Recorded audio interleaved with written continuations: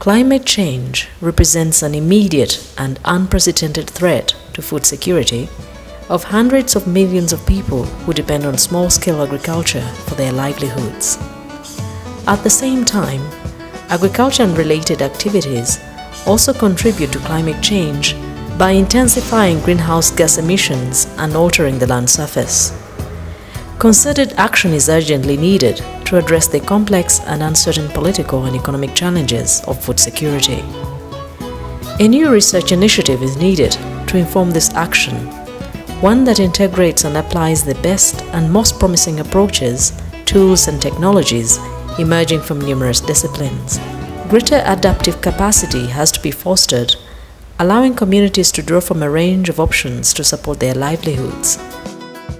This, in turn, implies a greater adaptive capacity on the part of policymakers, decision-makers, and scientists.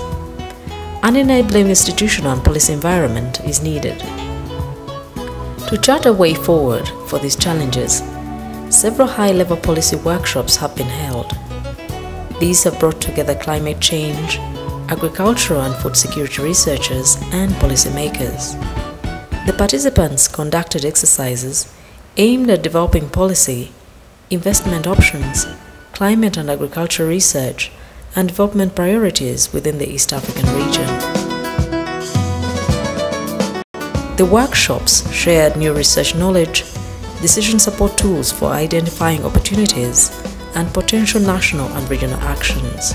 The Climate Change Agricultural Food Security Regional Scenarios approach is important as a platform for exchange and application of knowledge and experience between researchers, policymakers, private sector practitioners, non-government organizations, and other food system actors across East Africa.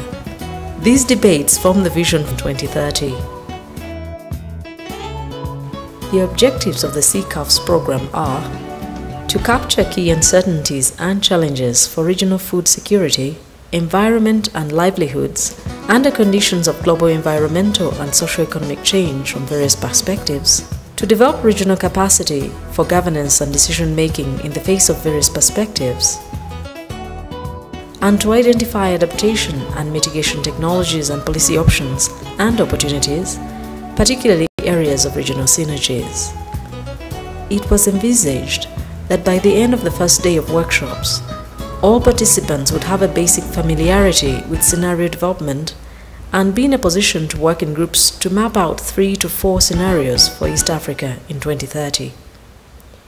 It was made clear, however, that these workshops were the start of a process and not a one-off event which would deliver a polished product. There would be follow-up meetings as well as a period of work in between.